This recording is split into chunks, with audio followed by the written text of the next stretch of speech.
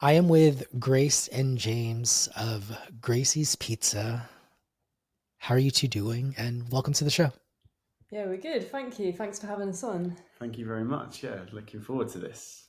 Looking forward to it as well. I'm so happy that you're here. And I want us to start. Maybe you two can bring us back to opening week. I believe the date on your Instagram post is February 16, 2022. And in it, you wrote Thursday was good, Saturday was ace, but Friday. What happened on Friday? Oh my god.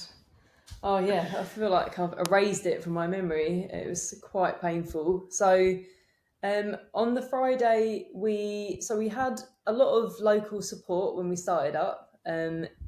We weren't expecting the level of interest, I suppose. We'd gone from doing it in a gazebo and having, maybe 60 customers a night. And then all of a sudden we it was like double that, maybe even a bit more. And we'd kind of thought that we could just manage it with us two and with one other staff member. It was going really well. We were coping pretty well, and then suddenly halfway through the night we realised that we'd run out of pizza boxes, which is obviously pretty essential to It's, any pizza business. I think it was one of those things where we were really rushing to the finish line to get the shop finished. Yeah, Just the infrastructure of the shops. It was kind of like you know we kept pushing the opening date forward and forward, and Grace was like, "Well, what?" I remember we were having disagreements about it because Grace was like, "What does it matter if we push it another week?" And I was like, "Well, if we push it one week, then it's going to push another week." And then so I was very like, "No, we're opening on this day. Come rain or shine or whatever. We're going to open on this day, if whether we're ready or not, because that will force us to yeah, get ready." famous last words. So we set an opening day. We did like a soft opening, and then Friday came, and we have like so we use an online ordering system where the tickets people can pre-order in the day and the tickets come through. And we had like a lot of pre-orders, but we also had we decided at the beginning that we wanted to have a phone in the shop, which we've got other friends in the business in the industry, and they don't have phones in their shop, and I always thought that was I couldn't understand that. I was like, why don't it's a pizzeria, you have to have a phone in the shop, like old school pizzeria. And now now in hindsight, maybe like we still have the phone, but that the phone causes a lot of issues because people, it just rings nonstop. So I think we had a lot of pre-orders and we had a lot of phone orders, and we had this young guy that's worked with us for a while. He was answering the phone, and we were all just so like, we weren't communicating as a trio because we were just all just in the thick of it, and he's just taking order after order on the phone. Yeah, very optimistically, we can do your pizza. Yeah, and he just keeps adding more tickets to the rail, one after another, and it just got to this point in the night where I was like, because some people were ordering for the next day ahead, so it was all getting really confusing. It was like, wait, are these for tonight or for tomorrow? And then he was like, no, they're for tonight. And I just remember this. There was a point where I just thought, we are done, because there's not. I don't know if we've got enough dough for this. But then, like Grace said, there was this point where he come running into the kitchen and said, "Hey guys, where are the pizza boxes?" And I was like, "They're definitely there. There should be a fresh box. Like they're there." And he came running back. He's like, "I don't think they're there." And we were just like, Yeah, and it's not like we're on a high street and we can just dash down to Domino's and borrow some. We "Yeah, we had to. Luckily, another pizza business had come to visit us in the day, and we just messaged them and said, "By any chance, have you got?" And they were at an event, but they sent us like a hand drawn message directing us to a lockup on a farm way out. We're talking 20 minutes away in the dark, and I had very little battery. It was so stressful. Got these boxes, came back to the shop full of people. Everyone is stony faced. People have been waiting an hour. It was a terrible, terrible night, and we felt truly bruised afterwards. I think we felt a bit like we'd bitten off too much. Yeah, because there Um, was a couple of.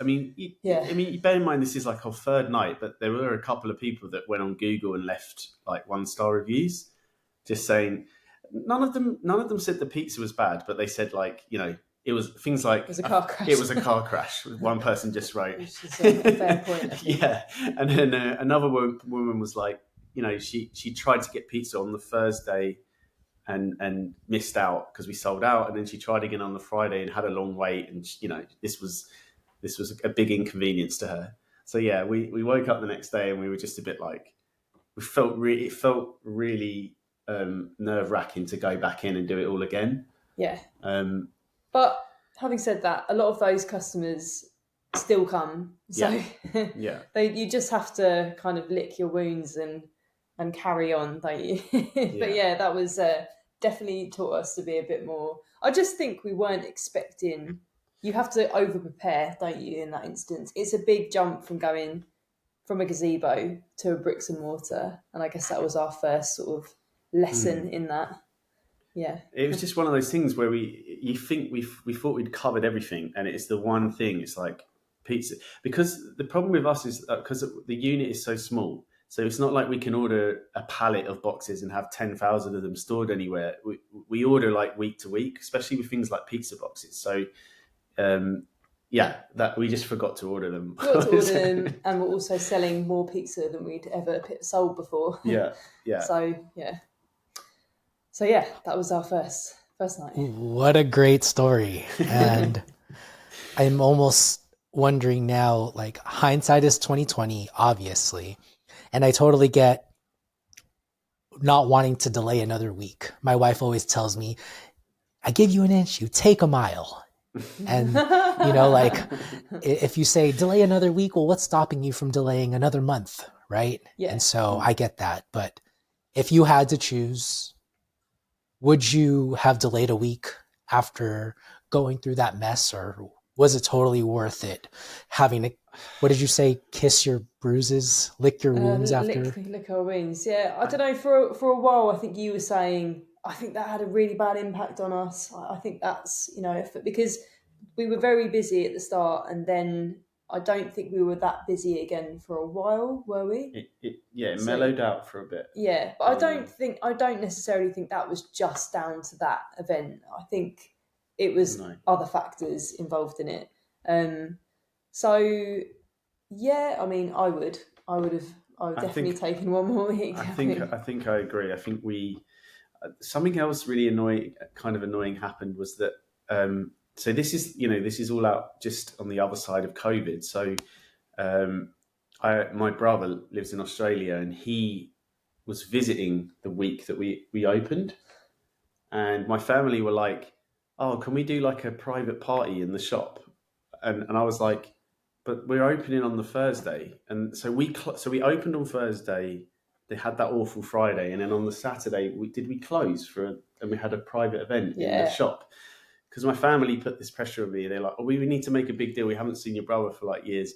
Why don't we do? And so we we didn't even open on the Saturday. We just, because I think in our head we were like, well, Thursday and Friday will be like test runs, to iron out all the issues, right? So we had to fit that in the middle, and then it was kind of the following week was like our first sort of full week. Yeah, I think next time, we started this with no money. We obviously started as a pop-up, and I just think would we do it again? I think we'd just try and throw everything at it and just take out a bigger loan, that sort of thing.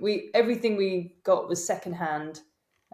We just kind of started it with this thing like, oh, so far we've got through with just us two and our hard work, and we can make anything happen. I think next time now we're 2 years down the line, you can see all the things that are necessary and go into making it much, much smoother, much more professional, providing a good service. But yeah, look, people forgave us, and here we are, and we're in a different situation now. Yeah, definitely. That's great. Talk to me about the pop-up, because I wasn't able to see maybe past your opening phase of your Instagram. I don't know if there's a separate page to that, but maybe walk us through how you went and made the decision from pop-up to brick and mortar. How did you know it was time? And maybe also tell us the difference in volume, because it seemed that opening day was kind of a shock because of the number of pizzas you were making, how many pizzas were you making before? So, I mean, to put it all into sort of a timeline, into perspective. So we started. We both used to work in full time in education. Grace is a teacher, me as a kind of support teacher. So we were working at home a lot through COVID. We were making pizza at home a lot because we'd recently moved from the sort of centre of London out to where we are now in St Albans. This all kind of happened around the same time. So we got out here. We were trying to find pizza on Deliveroo and stuff, and it was just like, wow, there's no good pizza out here. And so we just started making it at home. Then we bought ovens. We bought rock like a Gosney rock box oven, and we bought something called an FUNO oven. Yeah, those are really powerful electric Italian ovens with So a stein. we like the rock box, but we were kind of like, we were only getting one sort of style of pizza from it. So then we bought this electric oven, and then we were like, now we were cooking, and we were like, we were getting some good pizzas. So then it's weird to we sort of toyed with the idea that we could do something in our local area as a one-off maybe, or maybe we could like take over a kitchen somewhere temporarily and do like a pizza night, because we were getting quite into it, and we were having friends over to the house quite a bit and making pizza, and family nights we were doing it, right? Yeah. I think a big thing that happened was there was another guy in the area who, for a friend of a friend that I follow on Instagram, not completely unrelated to pizza, he was taking pictures. He's a photographer. He was taking pictures of this guy in his backyard who built an oven and was making pizza in his backyard. And he's got a business called Vincenzo's Pizza. He's about half an hour, 40 minutes from us. And so we saw that, and I was like, oh wow, this is cool. Like, look at this guy's oven and look at the pizzas he's making. Like, this is cool. And he, shortly after that, he announced he was doing a pop-up. So we went down to that. This has all kind of happened at the same time. We went to, in the first week of his pop-up, we went there, we tried the pizza, we loved it. We were like really excited. Like, we were like, this is one of the best pizzas we'd had, you know. And, you know, we were making pizza at home, and we got chatting to him, and he was like, you guys should do something, you know, we're in a different area. And so he was very, very supportive, right? Yeah. That was definitely, we were already thinking of doing something, and he was just like, you should go for it. Like, because he'd just done the same thing. And so we were looking at pubs and stuff first, but not really having any luck. And then we were just chatting to, my stepdad has his own business, and he's got an office, and there's some private land around near the office. And so he was like, why don't you just set up here? And, you know, we looked into kind of the legalities of it all. Like, what do you need? Like, what permission do you need? If you're on private property, none. You need a hygiene inspection by law. So you basically apply for that. And then, but this is COVID, so they weren't doing any inspections. They had a backlog. They were like 2 years behind on inspections. So we knew that wasn't going to come for a long time. So we registered everything and set up this gazebo on Christmas Eve of 2021. That was our first time trading with 30 pizzas. So it was 30 pizzas, Christmas Eve, in a tent, cold, next to a car wash. That's where it is. So the name of the brand, if you want to call it that, was Good Fired Pizza. So so that's our original company name, which we were never really like. We were kind of like never. We were a bit unsure about that name. It seemed a bit forgettable. So yeah, we launched with that. We did a Friday night, and it went well, right? Yeah. But it was mainly people we knew, like people come to support us, and then we've got some pictures of the setup then, which like is so basic. Yeah, and obviously everyone's wearing masks at that time, so it all looks a little bit sort of dystopian, very dark. It's a moment in time. Basic. Yeah. The ingredients are so small. Yeah, the bits of it. But then we did the following weekend, but then we did Friday and Saturday. Yeah. And we prepped a bit more dough. I can't remember. Maybe we did 2 trays, so we might have done 40. Yeah, something like I that. think so. Yeah. And then lockdown happened again. You know, the UK went into I don't know how many there were. You know, another lockdown, and I think like many pizza businesses from what I'm aware, they did really well in this time, and we did as well. People didn't have much to do, so I guess on our nights when we'd open up, people were really interested, weren't they? Yeah. They'd come and park up, and so But it was after it was a those, boom. I think after that second week, we got contacted by someone on email who said, "Oh, I've been to your gazebo to get pizza. I live local in the area, and I organise these big triathlon events locally, and we have 2,000 people." Participants in these races, and they're really family orientated. And our Christmas one is coming up. Would you like to trade at it? And we were a bit like, wow, that sounds a bit heavy, but we decided to go for it, right? Yeah. So we said, yeah, okay, we'll do it. And so we ordered. Were you the only vendor? Yes. Yeah, we were, and So- it was a children's triathlon as well. And so do you remember the issue with the dough trays? We ordered new dough trays because we had little ones to begin with. Yeah, so our equipment is nil, and slowly we're building it up, But block by they block. got lost in transit or something. Or Yes, no, that's right. They got delivered and then someone sent them away. Yeah, So something something like happened like that. So the dough trays got delivered and sent away. So we didn't have our dough trays. So we had to run down to like the hardware store and buy like plastic Tupperware that was big enough to fit 15 dough balls in. So we didn't have a dough mixer at this point. So the dough was all being made by hand. And we went off to do this event with our 2 ovens. We got a Jenny, a generator, like a suitcase one. Took that, thinking this would be enough power for our electric oven, which it wasn't. So that didn't work. It was enough to turn it on, but then as soon as you turned the thermostats up, it was just like nothing. No. So we were like, we basically had one gas oven, a rock box, which is insanity. Yeah, the queue just built up quickly, and it was like the same feeling of that Friday night. It was like, this is nuts. Yeah, no, and I think that it was maybe my second or third time I had to operate the oven, because James at this point is the only one that can make pizza. Yeah. So that was a trial by fire. I don't think the oven was properly heated up even. I mean, it seemed like we served 200 people, but in actual fact, it was probably about 50. About 50. It was probably about 50. But it just seemed like it was never going to end. It was really horrific. But again, people were pretty happy with the result. Yeah, we had my brother-in-law there. He was serving the customers, and he was really charismatic, and he was able to, like, people were getting a bit frustrated, but if he wasn't there, it would have been a lot worse, because he was kind of able to he was like making small talk, and they were kind of distracted. So, but we got it done, and they had us back, right? We did it a couple more times after that. Yeah. We got better and better, and every bit of money we made, we're like, right, we're never going to go through that again. Let's buy the best thing that each time you just forget the pain, and then you forge on and get a bit better. Yeah. And so you buy a dough mixer, and it was like, that was a big thing for us, because getting a dough mixer, because it's hard making making dough by hand is a workout. And doing like 3 batches back to back was just like, we've got a scraper, one of those things to get the dough balls out, which was genius.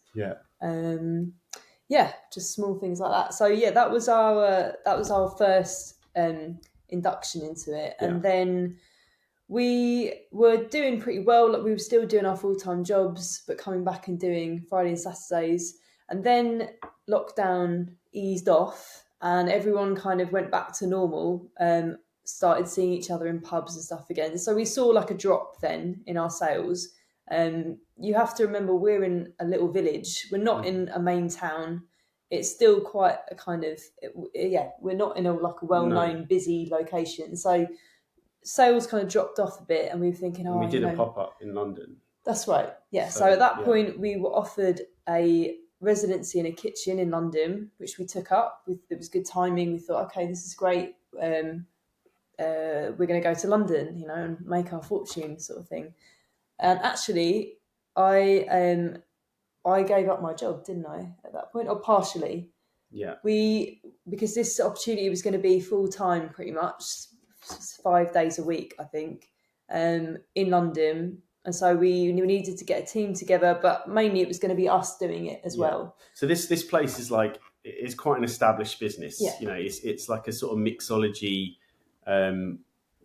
cocktail bar and event space, and also they have like a kind of retro cinema, and then a huge rooftop on the top of the building, and it's like in Shoreditch, which is kind of like I guess the hipster trendy part of London, if you want to call it that. But so we went to this place, really cool place, like really nice decor, and so we were kind of like quite sort of overwhelmed, excited. We were like, this place is amazing, you know, and yeah, we sat with the owners. They showed us the kitchen. The kitchen was very small. We were kind of like a bit unsure about the kitchen space. We were like, can this work? Like, it's kind of quite tight in here. But they had like a big electric deck oven. And they kind of sold us the dream. They were like, Yeah. you know, are you ready for this? It's going to be really busy. You're going to need to like throw yourself into it. Yeah, they were like, the sort of numbers they were throwing around were like, you're going to need to be able to do 300 pizzas a night. You know, are you up to doing that? And I think at that point we were like, we'd probably done, the most we'd done is about 120. Yeah. But these were like longer days, had a much bigger oven. And I think we were thinking, well, we're in the centre of London, you know, we should be able to do that if the opportunity, if it's going to be as busy as that. But it never, ever got as busy as that. No, another lesson learned. So we were quite hidden in this business, in this building. And I think what we've come to realise is it's so important that you are visible and that you're customer facing. Yeah. I think that's why the gazebo for us was such a powerful step, wasn't it? Because people were like a metre away from you. They can see the pizza being made. They can talk to you. They can see it, you know, from the beginning to end.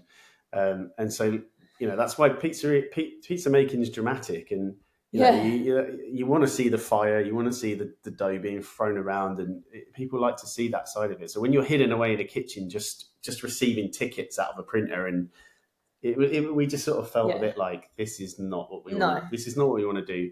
So we were, but we'd kind of committed to them, and we didn't want to just turn our back on it. You know, we'd kind of like Grace had left her job for it, and we'd invested a lot to do this pop-up, you know, and we were kind of like, we'd staffed it, and it's not close to us. Like, we were driving in and out of the city a lot, you know, and racking up parking fines, and, you know, it was stressful. But we were like, we need an exit strategy. So we reached out to another local pop-up kind of pizza business, and their one was just ending. So I was like, look, do you want to take this over from us? And they were really up for it. So they took it over from us. And then it brings us to the shop. So, so just as that was ending, at the time, we used to have an allotment where we would grow in vegetables and stuff. And which was another lockdown project of ours, which we no longer doing anymore. No longer got time for. But we were on the way to the allotment, and we saw the shop, and we were like, it looked like it was closed, it was the business that was there looked like we couldn't. From looking outside, it was like, I think they've gone. Like, it looks like it's closed down. So we were sort of peering in and being like, oh, this is quite a nice little shop. Like, you know, it's got potential, this place. And the landlord came out, and I think he was like, oh, you know, you guys are you interested? And we weren't, but we were kind of like, oh yeah, maybe, yeah, you know, like and then we just got really carried away. Like, we came home and we were like, yeah, maybe we could take this place. And like, we just got so carried away with it, and didn't really, you know, it was just the thought of having the shop. That's all it was at this point. We hadn't put any numbers down on paper. Even we just sort of, I guess we just sort of like, it was just a dream in our head, right? We were just like, yeah, it'd be great to have like our own place with, you know, where you don't have to keep loading and unloading, and people can come and yeah, it was that. So that was where it kind of started. We carried on the conversation with the landlord, and then I think the guys that had it before us caught wind that we were interested in it, and then decided they didn't want to leave. And so it was this weird moment where they were like, the landlord was like, I need to speak to them, because they turned around and said they want to keep it now, which was odd. But he had said, I think at that point he was like, they've already handed their notice in legally, like in writing. So he was like, I can't really, they have to go, kind of thing. So they went, and I don't think it ended on the best sort of terms. But yeah, and then this was all like in the summer. and we got the keys in we were supposed to get the keys in August, but we didn't get them till November. Yeah. So and then that's how we got the shop. Yeah. What a roller coaster of a ride there. And perhaps maybe you can I have a question, but how did it end poorly with the other people? I'm just curious to know what happened. Do you know? Oh, I just think that I don't know why. You mean how their business ended, like why it didn't work for them, or just why? No, it ended? and so you said it ended badly, or maybe they wanted to stay, but the owner didn't let them. Well, I think that they started their business maybe a year before COVID happened, and they were it was an Italian cafe that was mainly operating as a daytime business, so coffee and sandwiches and like classic Italian food. And they were famed for their gelato, right? They made all their ice cream on site, and that was what they were known for, was like really good ice cream. But then obviously COVID happened and lockdown, and they just hadn't got going. They hadn't started. They hadn't like gained enough momentum to or they didn't really have the creativity to do things over. Like lots of businesses just had to like be flexible in COVID times and switched up what they were doing. Like people started selling stuff online or changing their businesses into something else to get through that period, whereas they just kind of closed up. Yeah, I think they just closed up, and they were getting support from the government because the government was giving support to businesses, and then I think they thought maybe we'll just ride this through. And when it came out of COVID, they couldn't really pick it back up, and so I think they just decided they'd had enough. But then we started showing interest in the shop, and then maybe they had a change of heart and thought, well, maybe we're throwing the towel in too early, we should keep it. And the landlords were already sort of like, I think it's time for them to go. So yeah, it was just bad vibes. It was just bad vibes. Yeah, it was just kind of. Seems a little selfish, and for them to say, well, now somebody wants it, now we're gonna stay. It's just like, I don't know. It does seem like bad vibes. Thank you for sharing that. I was just curious. Yeah. Grace, when you decided to leave your job, I think there are a number of people listening here who are maybe in that position or just made that decision to go full time. How did you justify making that choice? What did you see in that? What did you see in that new opportunity, and how was that conversation between the two of you, if there was any, for you to just be like, all right, I'm leaving my job, let's do it? Yeah, I don't think it was. I think for me, I was still quite at a young stage in my career. I was going into my 4th year of teaching high school. For me, I definitely still love teaching. I was enjoying it. I was enjoying getting better at something. But I think I've never been a very, let's say, practical person. I love teaching English. I'm good with words and so on. I've not been like James is a drummer. He's been a chef. He made pizza for years in London as a job.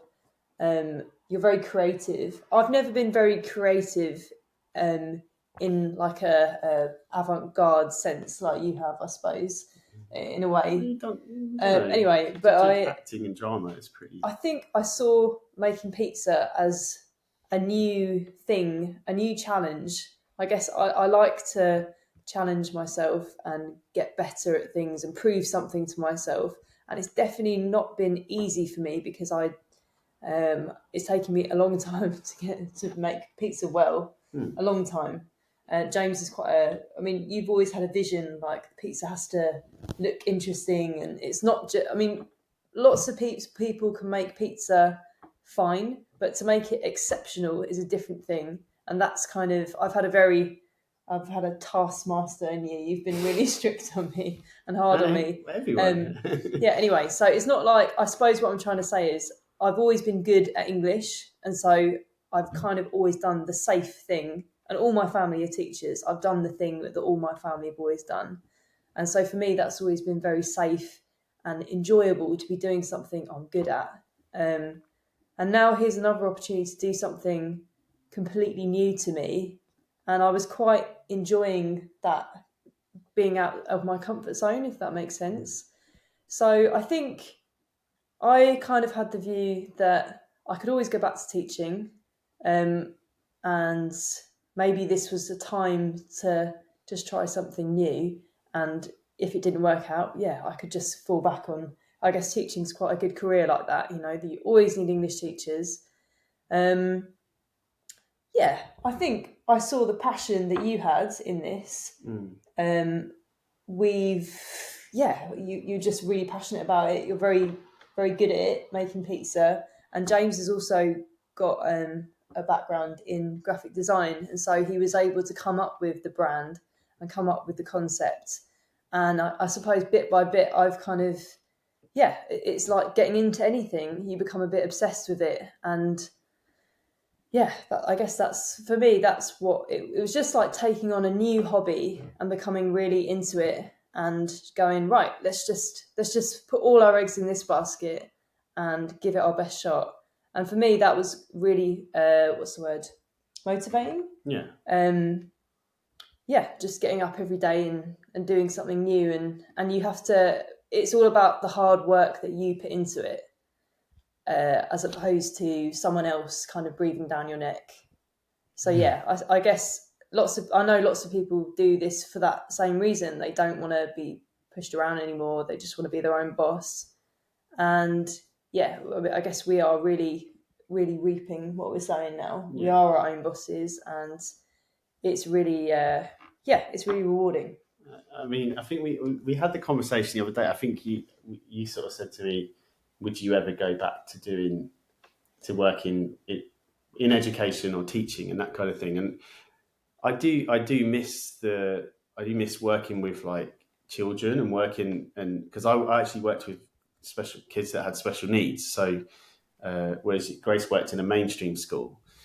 So it was a rewarding job, but I found the elements of it, not the kids, the more the kind of like the kind of bureaucratic and the office politics, and just working, the more the adults involved in what I was doing was kind of not fun at all.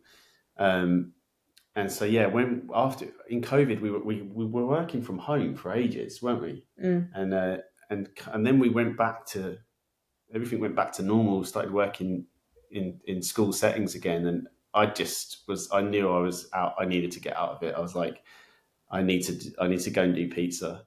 I need to, and I think I mean, I sort of found myself like talking to work colleagues a bit too much about pizza as well, and they'd be like, what's this thing with this pizza? And like, I hadn't told them that I was thinking of starting a business or anything yet, but eventually, I mean, I handed my notice in first, right?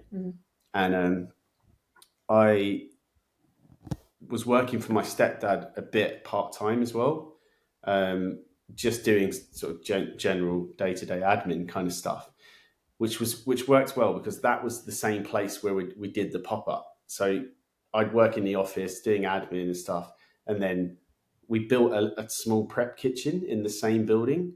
So I kind of convinced him. I was like, look, you've got so much space here. Why don't we like build a wall here, build a wall there, and then we can make I can build a little kitchen here, and we'll work out some rent arrangement or whatever. And he was up for it. So we built this kitchen, cladded it all with the PVC, like the hygiene wall stuff, and put new flooring down, bought fridges, and that became our new prep space. So it is really small. Like, I mean, it was tiny. It's tiny, but just enough space to fit a fridge, a mixer, a counter for balling up and stuff. That was it. So we sort of it changed. We were able to kind of like, having that kitchen was like really helped us, didn't it? Yeah. Like moving everything out of the house into a designated, even though it was small and it was basic, it was like, this makes life a lot easier, and we could get things more consistent. Yeah, I'll be honest. I think I didn't really anticipate that it would even go this far. I don't think I thought that we would have a proper shop now 2 years down the line, and that it would have taken over our lives quite as much as it has.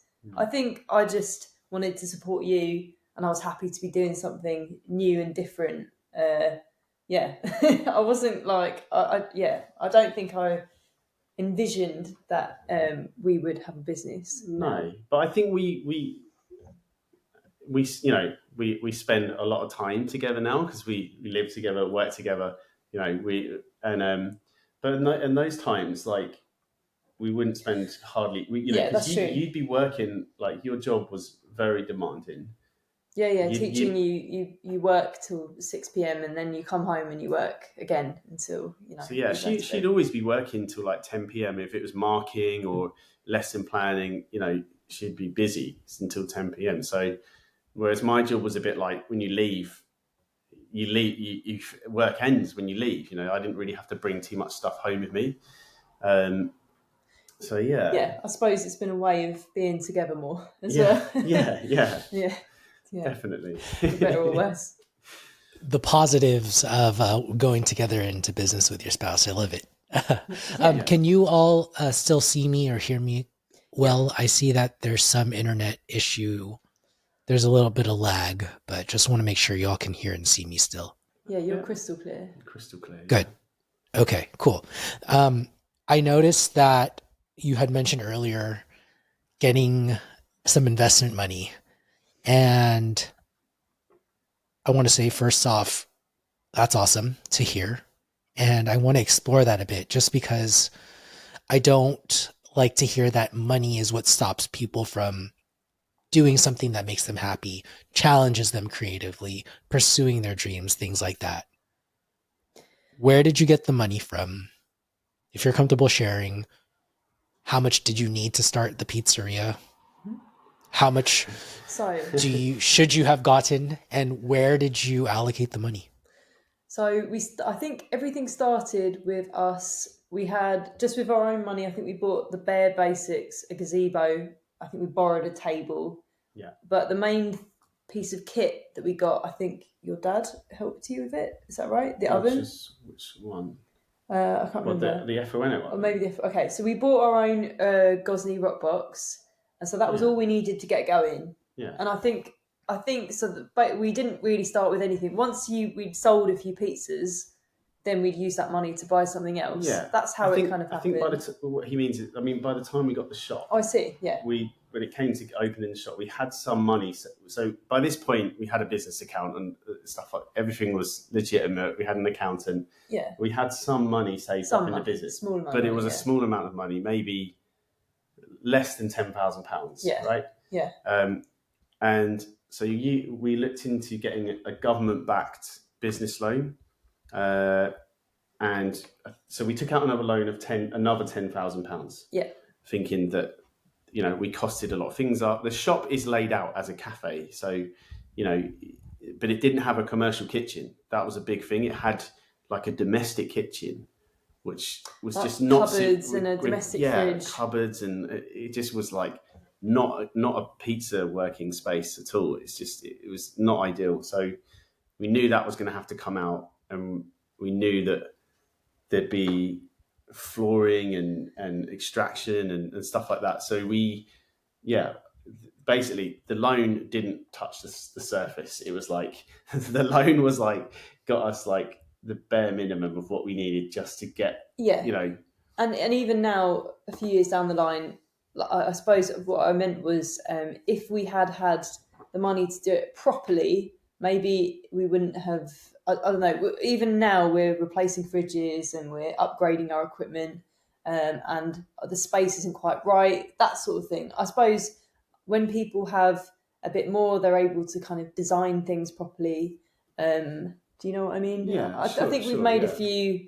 Yeah, I just think we would have done this and we would have done this, but we had no budget for like interior designers or like no, we had to do it all ourselves. We got a lot of help from friends that are like cabinet makers and furniture builders, things like that. My cousin's an electrician.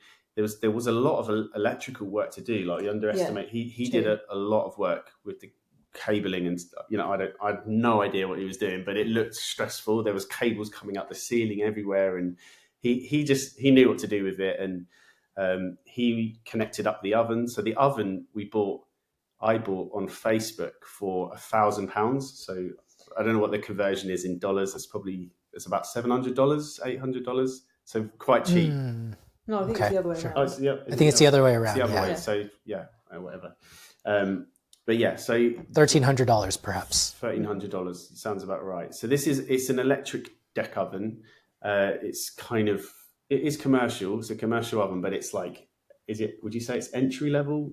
I guess it is. And it was a grease bucket when it came. We had to give it a proper clean down. It was disgusting. We were like, is this even going to work? We had no idea if it even worked. So because we bought it from the north of the country, so it got delivered in a lorry, and me and my stepdad took it off the back of the lorry with the driver, and it's heavy. Like someone was like, "Why didn't you take the stones out?" I was like, I didn't know you could do that. And so we lifted this oven out with the stones in, like, and it just, when you're holding something that heavy that's slippery in your hands, it was horrible. It was like, I felt like we were going to drop it, but we got it in, and it sat in the shop for a while because we were doing all the kitchen stuff, and then we eventually like pushed it all the way down we had to like, it was on the stand, but it had no wheels. We like dragged it like to the back of the kitchen, and it got wired in, and it was just like the moment. I just remember standing there, the moment when we turned it on, and it like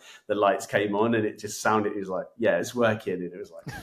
Did it come advertised as like buy at your own risk, or no, it didn't, but I suppose the price was a bit of a. It's too good to be true sort of thing. It was one of these kind of guys on Facebook that are selling like loads of secondhand catering equipment, all sorts of things. So they just got these big warehouses full of stuff. And he sent loads of pictures of it. And we knew people that had used this brand of oven, and that, they'd got good results from it. So the other issue was that we only have, do you need to run off and get it? Yeah. So Gracie's just going to quickly run off and get a charger for the. The other issue was the power supply was only single phase. So because it's if you've seen the shot from the front, it's kind of originally it would have been one big house, and what they've done is convert the ground floor into two commercial units. One side is like a post office, and we're on the other side, and they've. There is a commercial power supply into the building, but they've kind of separated it so everyone's on a domestic meter. So yeah, we had to work with what we had there. There's no gas in the shop. There's just electric. So we basically got 100 amps to play with, and the oven. So I remember doing all the calculations. Like, right, it's a 13 kilowatt oven. We've got the fridges. We've got this and that, and I think we had about 40 amps. Headroom to work with. So we were fine on the ampage. But yeah, that was why I chose that oven was because we needed a single phase oven, not a 3-phase oven. And they're kind of hard to find, especially a secondhand one. So as soon as this one come up, I just was like, we'll get that because, we're not going to find another one anywhere else unless we buy a new one, So yeah, we're still using that oven. And we've massively outgrown that oven now. So we're in the process as we speak of upgrading the oven. That's by January, we should have the new oven in place. So yeah, but it's done us well. Like it's, we had it serviced the other day and there was nothing wrong with it. The guy was like, yeah, it's all good. Like, I think he changed the light. He didn't replace the switch on it. That was it. Like, I mean, it's been the making of us because it's allowed us to create the style that we now push out, which I suppose lots of people would say is an American style of pizza. Crispy, longer bake, and large. We introduced 16-inch large pizzas halfway through I suppose this year. Was it this year or last year? I can't remember. No, it was last year. Yeah. As a sort of unique selling point, which they've been really popular. So that's kind of been something that no one else does in the area. So yeah. Let's definitely get into the pizza now because that is definitely what attracted my attention to you all. I think You have the beautiful charring on the edges, the larger pies, the multiple ingredients post bake. It looks like the pizza has a crispier eggshell exterior with a soft interior.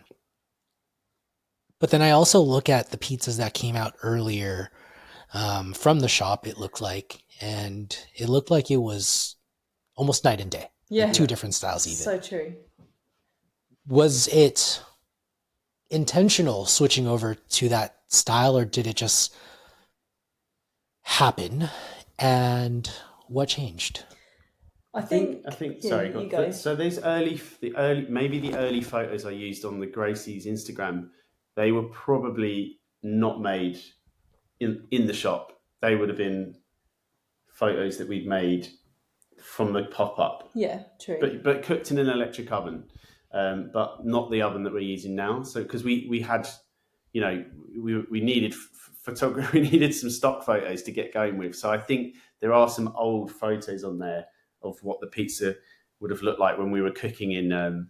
So the Effereno oven is really designed for Neapolitan pizza, right? Yeah. It's designed for that. It's got like a biscotto scone in it. It's a biscotto stone, and so yeah, as soon as we started making pizza with this new oven, which doesn't have a fixed stone, it's got a very thin stone.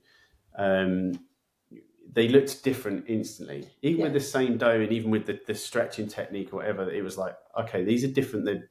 They're drier. They're kind of it doesn't, you know, they don't. The spring is a bit more slow. Would you say? They don't kind of like they don't rise as quickly as they do like in a hot gas oven or the Effereno. It was it's a bit more like of a slower bake. So already we were like, okay, this is good. They're gonna look different and they're gonna feel different. But we kind of enjoyed that. We were like, they've got more hold to them. They tasted better. The texture was different. They tasted better, and yeah, just like the toppings were kind of like cooked a bit longer, and the sauce was like reduced a bit more. We were kind of like quite into it, but I don't think we never really like said this is the style of pizza we're this. You know, we never, even from the start, we never kind of really sort of said we're doing Neapolitan pizza. We weren't too kind of hung up about pizza styles because we when we got into this pizza, like the pizza world, and we start, you know, we weren't involved in the scene. Like there's a pizza scene now in the UK, and we're quite involved in that, and we've met a lot of people. But before that, we didn't really kind of, we weren't too bothered about styles or hung up on it. Like we knew how to identify styles. We're like, oh, he's doing New York style. Never been to New York. We didn't know about New York pizza really. No, and it wasn't really for us. The style wasn't that important. What was important was like the ingredients were good, that it was executed well, and that it was baked properly. And so the style thing came from outside. Really, it was more like people coming in and saying, "Oh, your pizza's like this," or "Have you tried this guy's pizza? He does this style, and I think yours is kind of similar to his." And so we sort of. Having said that, we've had a lot of time. We've had a lot of time to work on our product, and even in the gazebo, there'd be nights where you go, "Oh, look at the way I've done this," or "Look at the way I've stretched this differently. I did this different technique this time." Yeah. So it's just been a constant changing and adapting of what we're doing to make it better. And I think then you've captured it in a photo, and we've reflected on it, and other people on the internet have reflected on it. And just through this dialogue, we've developed what our style, I suppose. That, and also I guess you move into a new environment. Now we've got this stable kitchen. I say stable because it changes in the summer and in the winter, and then you are able to work on your dough a bit more consistently. I mean, our dough now is so much better than there were some months where we definitely sort of like, well, I felt like I was not happy with the dough. We'd lost our way a bit. We lost our way a bit. We moved into a new space, and also we switched mixer again. Do you remember we had a mixer that broke down, and then I was like, I'm not buying a second-hand mixer. I'm buying a new one, and we just went ahead and bought a new. And mixer. It was worse than that. And it was worse, and it wasn't. I was thinking, oh, it's going to be so much better having this new mixer, and then it wasn't. I couldn't get to. I was really struggling with it. I was like, this. I don't Yeah. know. It's just not mixing the same It way. required a much more hands-on approach, Yeah. didn't it? Yeah, and so we went back to the drawing board a bit. Yeah. Would you say We bought some books. We bought books. We've read a lot. We experimented. Just tried lots of different things, and tried. It's like, let's add some more oil this week, or let's up the hydration this week, or let's because I've read this thing, and it's not, we had these books. There was a lot of like conflicting things in some of these books as well. Well, this guy say this, and you would come to me and be like, no, look, if you read this is there's things about like, because we use instant dried yeast, and I think before I used to just throw it into the water, or was it dry mix? I can't remember. Anyway, different to how we do it now. And there was all these. We were getting hung up on like so many little details about things, and through this, we would just work out each time. We would be like, that's looking better. That's definitely working. And we were kind of like, okay, we'll decide that we're going to continue to do that. Because it's so funny, people contact us all the time, and they say, oh, what are you doing? Can you tell me how to do this? Or I'm thinking about starting a pizzeria, but I've never made pizza before. And you really have to, like, we've been on such a journey just through making it and trial and error. And through that, you get to where you are. And it's not really something that you can like tell someone or teach someone. It's just, we now know so much, don't we, just from being 2 years down the line in our space. And we have had time to improve, haven't we? Yeah. We haven't always been busy in our current space because we're not on a main high street. We're quite tucked away. We've had this time where we've not always been busy, and we've just said it has to be exceptional what we're doing. It can't be the same. It can't be like the same as this one down the road or whatever. So I think, once we made a dough and we thought, wow, that's amazing. We've really tried to replicate that again. And again and again. And again and again. And here we are. But even now, it's like, we've had a couple of days of nice dough. Like the last couple of nights, we've been like, I'm really, really enjoying the way the dough's like behaving tonight. And but it's still like day to day, it's always slightly different. It's never the same. It's like, even though you do this exactly the same process, and you kind of like, you stress over the details, and it's like, it's always a little bit different, But as long as I guess it's like you get to a point where it's mostly the same, like kind of similar. It's when it's slight variance, but you're there. Yeah, it's like you get the dough like heebie-jeebies sometimes when something doesn't feel right, and you're like, what's happened with that? Like, like a few weeks ago, do you remember I had some time off making dough because we had a prep guy in. We had a member of staff who's been with us from the very beginning of opening the shop. I've got to give him a shout out. His name's Josh. He's no longer with us anymore. He's gone on to bigger and better things. But, he was amazing, and he became a dough master. He was really good at it. So he knew nothing about making dough, and he just learnt with me. I just went over it with him. Not that many times, maybe like 4 or 5 times. No, but he's a very good listener. He's a very good listener. But we wrote him a manual as well. Yeah. And he said the manual was like really, really helpful. Much more helpful than me standing next to him saying, do this and do that. And sometimes I do this. And when it looks a bit like this, then I'll do, just... I was trying to give him all of my like, so you just have to feel it, and like, when it looks like that, and none of that was helpful to him at all. It's like, just write it in a manual, and like, he'll just pick it up himself. So he was doing the dough for a good few months, and so it gave us some time in the daytime not to have to be in the shop like prepping. And then he left, and I had to make dough again, and it was like the first time I made it, I miscalculated something, and I said to you, I was looking at it in the mixer, and I was like, that's not right. I think I've added way too much water in that. Like, I don't know how I was trying to, and then I figured out what I'd done, and I was like, I've added like maybe, was it 2? It was a lot of extra water basically. So we managed to save it. I just had to make a much bigger batch of dough than I needed. But sure. Yeah. Can you divulge the information? I know that your mixer and your conditions are going to be extremely different, but I find that even though we won't be able to replicate your exact same dough, I think people would still benefit from knowing like where your starting point is and how they can get close to what you're making. Mm-hmm. Are you okay? Are you comfortable Yeah, sharing of that? course. Yeah, of course. I mean, we do. So we use strong bread flour. Yeah. So we don't use Which 00. is We use a Manitoba. Manitoba. Yeah. It's an Italian brand, so it's grain from Canada, milled in Italy, and then it's Is it, designed for long fermentation, probably longer than we do. La Cinque Stagioni or Caputo, Manitoba? It's do they do Dalla Giovanna, is it? Yeah, Dalla Giovanna, which is it's a really old mill, I think. So yeah, we settled on that because I think we tried all of their flour. That brand of flour, they do maybe 6 different types of pizza flour. So they do the classic like 00, then they've got like a type 0, they've got the 00.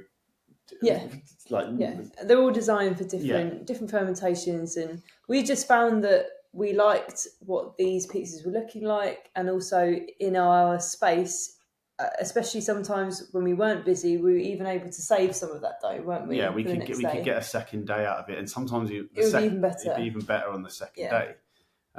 So with that, how long is the fermentation? So currently we like the sort of the dough schedule is like someone usually gets in the kitchen about 9, and the first job to do is like to get the dough on. So they'll start making the dough. They'll get the flour, the water, everything going in the mixer, and the process of making the dough is about 2 hours. Yeah, I usually spend. Obviously you can do jobs in between. Like you're not mixing the whole time. It's a lot of resting periods. It's sort of like, add the yeast, mix it in, turn it off, rest it for 10 minutes. Then it's like, then it'll have a half-hour rest. There's lots of like resting, and in each stage that you're adding something is that there's like a small amount of mixing, then an amount of time of resting. And I think dough making's it's all about good integration. Yes, that's why I really struggled with that mixer, because that mixer does not integrate well. It's about integration and the stages by which you integrate it. Yeah. So I could make dough the same. I could follow James's. I could see him do it 100 times. I would probably never do it as well as you, because my mind is always elsewhere. I do other jobs. Yeah. It's about integration. You're completely right. That is so key. It starts, and so once it's mixed in the mixer, it starts at 9 o'clock in the morning, and that is to be ready for 4 p.m. the following day. So it's about 30 hours. Yeah, about that. It will be mixed. It'll be once it's had its final rest in the mixer, it's then taken out of the mixer. We usually pile it up in about 3 lumps onto the counter, and then we leave it on there to relax. Then we start doing some stretch and folds. We used to do a lot more stretch and folding, but as we've kind of got busier and time constraints, and we sort of maybe we'll stretch and fold it once now, right? Yeah. And I've not noticed any, As long as you mix it enough, but not too much. You can't mix it too much, because that can have the effect of over-oxidizing it. So it loses those nice grey and brown tones when you cook it. So that's another thing. So we and then after that, after it's had it will get a final sort of shape on the counter, and then we put it into tubs, and then we've got a special spot in the shop where it seems the temp is kind of the most stable place. It's like a corridor, so we usually put it in the corridor. And it's refrigeration. Yeah, for bulk. Yeah. So bulk fermentation in the tubs. For bulk. And that's at room temp. So there's no refrigeration. And so then usually it gets boiled up around 9 o'clock at the end of service. So that's 12 hours from the dough being made in the beginning of the morning to it gets tipped out, and then we start the balling up. So and then in the summer, we were putting it in the fridge at about 7 degrees. Not bulk. No. Not in bulk, in balls. In balls, yeah. But now that it's winter time, it's just a complete room temp dough.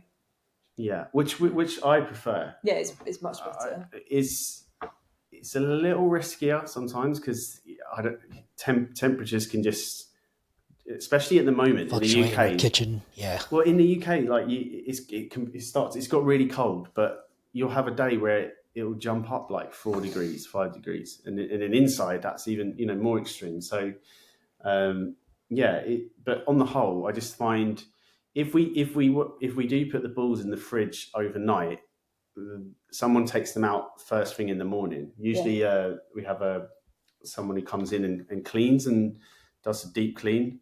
So they arrive really early. He takes them out of the fridge, and then they're left at room temp until we open at 4 p.m. So yeah, so it gets a long time in balled up, and that's something we learned early on is really important for that kind of flour. It needs a long time to relax. Yeah, otherwise it's really hard to open. We used to ball up in the morning. Yeah, and not the night before. It was a nightmare. Sometimes it would not. It would be. It just too tight. Yeah, it'd still be springing back, and and I could. I was like, it's fine. You just gotta be more rough with it. And Grace was just like adamant that I was wrong, and she was right. You were right. That's right. Yeah. For anyone wondering yeast, it probably just, if you're going to try to replicate this, it's probably going to depend on your temperatures at home. Yeah. But we know that you're using instant dry yeast, so try to use as much as you need in order to get that 30-hour fermentation. But we didn't really talk about water and oil. Yeah. Could you mention those? I believe you said no you used some oil. So the hydration that we've stuck on now I don't think we've changed it for at least 6 months. We've been around about 63% hydration. So, because I think, because of the temperature that we're cooking at and the type of oven, we upped it a bit. We used to have it a bit lower, but we've got used to it at that hydration. We did have a flour consultant come to the shop not that long ago, a few months back, and he was trying to push for us to do a 70% dough, and so he made one, and we stupidly agreed to this and to use it for service as well. And this dough was like so different. It was just not like, it was really stressful because we had to go with it. We were like, we don't have any backup dough. We've got to go with this. And, I don't think high hydration dough equates to good dough exactly. It's just about what you do with it, I think. Yeah. I mean, obviously for some breads and sourdoughs, it's good. Yeah, focaccia it's much better at 70%. But pizza dough, I'm not sure that you need to really go that high with pizza dough. Not for the style we're doing, I don't think. And we use a bit of and that's a bit of oil, because it's 63% hydration just for the water, but then the oil percentage is maybe 2.8. Yeah. 2.8. So effective is like almost 66%. Yeah, that's what I say. Yeah. Which is pretty high. Yeah. Yeah. Or high enough, right? Yeah, I always forget that the oil is kind of like another added kind of liquid. Yeah. Okay. But and then bake time and temperature. So we set the oven is kind of the thermostats are set to, so top and bottom thermostat about 300 degrees, and the top one Celsius. About Celsius, and the top deck we set to about 350. Yeah. So obviously this is like a manual second-hand oven. Yeah, they're manual thermostats, but that will don't know how accurate it is. On the thermostat gauge, it will get up to 400 with those settings. But if you thermal gun the stone, it's about 380. But that's the bottom. That's the bottom of the stone, yeah. But the oven fluctuates in temp the whole, like for a busy service. Like I'm constantly cranking up the thermostat and turning them down at points, because it seems to, it's really hard with that oven just to get a nice. I don't know if that's the same with every electric oven, because I know guys that have got really good like Pizza Masters, and I'm always like, I need to get a Pizza Master, and they're like, oh no, they're like, we do the same. We always crank up the oven, and I'm like, really? So what? It doesn't make any difference. But I think it's all about the power supply, which I was talking to you about earlier. Like if you have a 3-phase power supply, I don't think you have that kind of issue No, with can like sustain with it. fluctuating temperatures in the oven. I think it's more Power on all the time. yeah, yeah, exactly. It's a single phase power issue. Got it. But yeah, so yeah, we aim for about just below 400, I think. Yeah, it's And about a 4-minute bake, isn't it? yeah, 4-minute bake. Perfect. Thank Yeah. you, Grace. That's what I needed. Yeah. I have thank you so much for your time, and I know we're going a little bit over. Is it okay if I just get 2 more questions Yeah, from no you all? worries, yeah. Okay, awesome. How are you going to deal with the new oven? Because we already saw that, the mixer threw you off for just a little bit of a loop, maybe. But now you have a new oven coming. I'm assuming it's a little bit bigger. Yeah. Did you practice with it prior? Are you going to have just like another we'll figure it out moment? What's the game plan? Wow, I'm so glad you're asking the tough hitting questions. It's good. We need to think about this. I've used so the oven consultant guys. We're actually meeting with them tomorrow at the shop.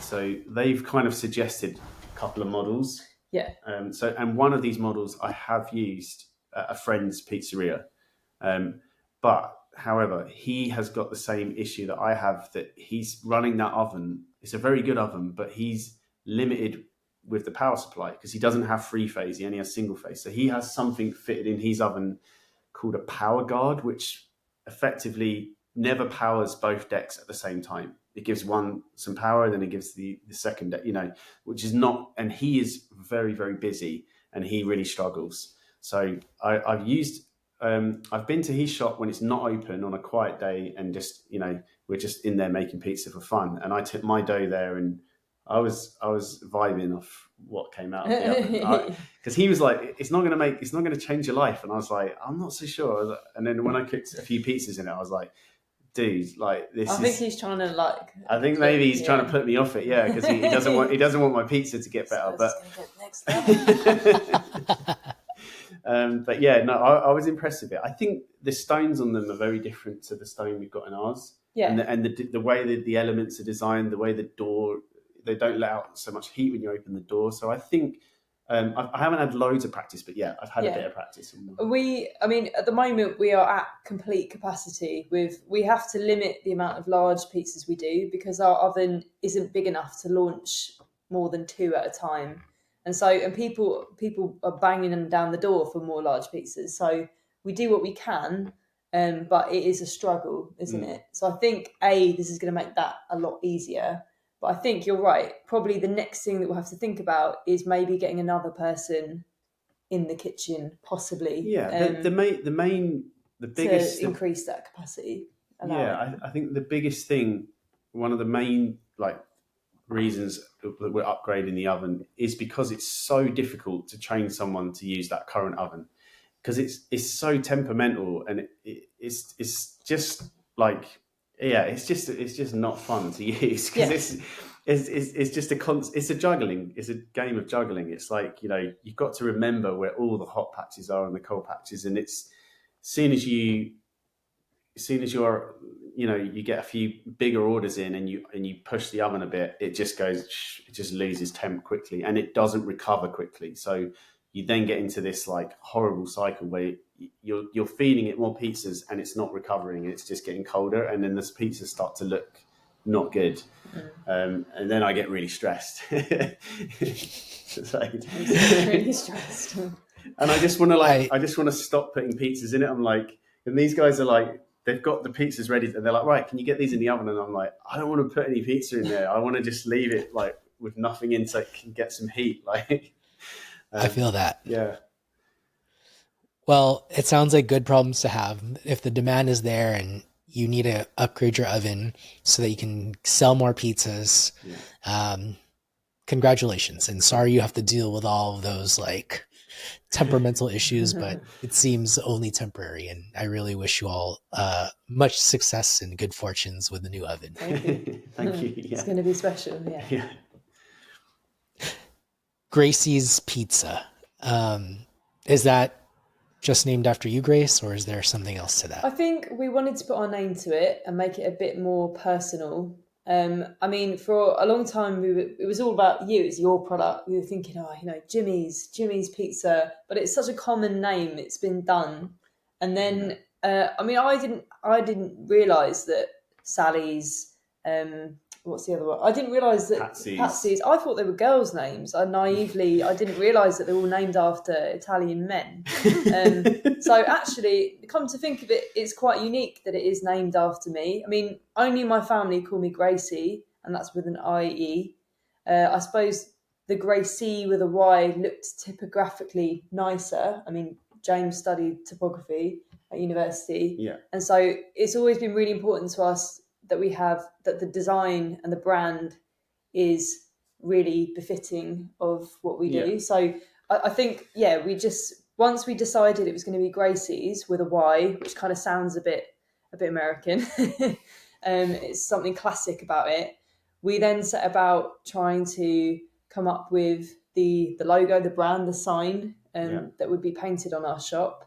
And we found the sign writer, didn't we? James was like sketching loads of different versions of Gracie's, doing different scripts, and then he kind of landed on one that we thought looked good, and then we just gave it to a professional sign writer, and they came back with it, and we were just like, wow, that is amazing, and really that is central. That was like the first building block, and from that we've made our shop look kind of mid-century modern, and I think that was really important for us when we landed on that. And it's my name, so people come in and they're like, "Are you Gracie?" And I go, "Yes, it's me." And there is sort of magic to it. I will say I'm a fan of the decor. I'm a fan of the design. Brilliant job. Thank you. And I think it definitely is. I think it plays a huge role in just like the allure of the pizza. Like, not only does the overall pizzeria look good, but also, or not only does the pizza look good, but also the pizzeria. So I want to congratulate you both on the success so far. And I really hope to have you all on again one day. It feels like scratch the surface. There's so much more to the experience that you all have accumulated in the time that you've been open. And so I want to thank you for being on the show. I know it's very late where you're at and you all had a long day. And so just want to ask you all to leave the audience with this. I ask every guest, there's no right or wrong answer to this question. What's good dough? Okay. I think you're the best person to answer. Wow. Good dough for me is flavor. It's got to be flavorful.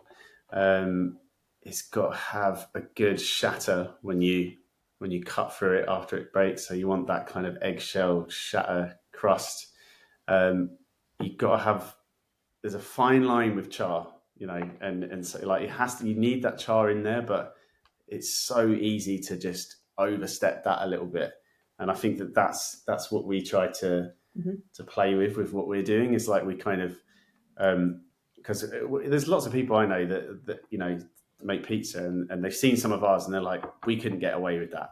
We wouldn't be able to get away with char in the dough as much as you guys do. And we're like, well, we're known for doing that now, and people kind of come for that. They ask for it well done. So I think shattery, charry. It needs to be characterful. James always taught me when I was starting out that you can't have rubber ring pizza.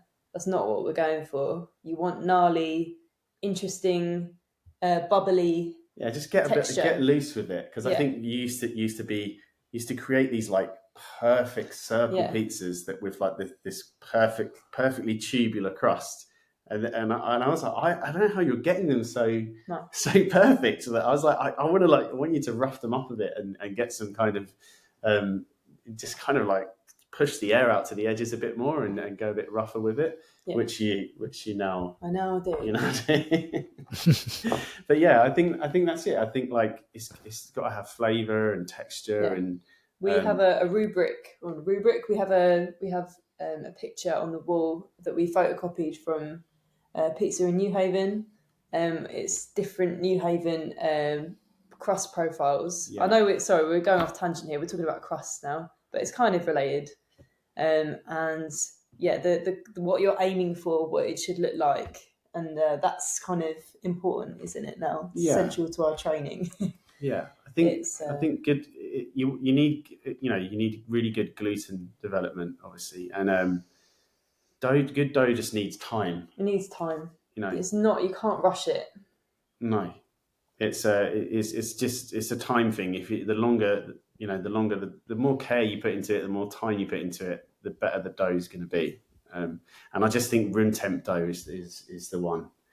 It's always it's just always better. The way it opens up is better. The spring is better in the oven because it just you miss you. I think you underestimate how long it takes a dough ball that comes out the fridge to come up to room temp, because that central part of the dough ball, even when it's had 8 hours, will not be what you think it is. Yeah. So it's the pizzeria we most admire is Ida in Vermont, and his dough is just unbelievable. And that is, for us, that is like the goal, for dough.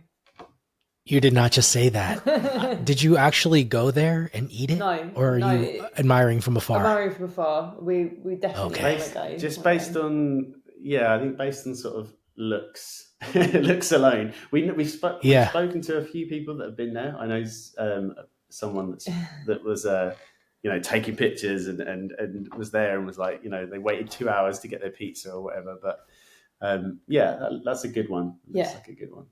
Yeah, that is the one. The restaurant is just so far off from the nearest airport that I don't know when I will be there. And I'm already in America. You all have to fly from a different, continent. So I really don't have an excuse. Yeah. But I definitely eye his pizzas for sure. We had we were very recently in Australia, like this month last month, October.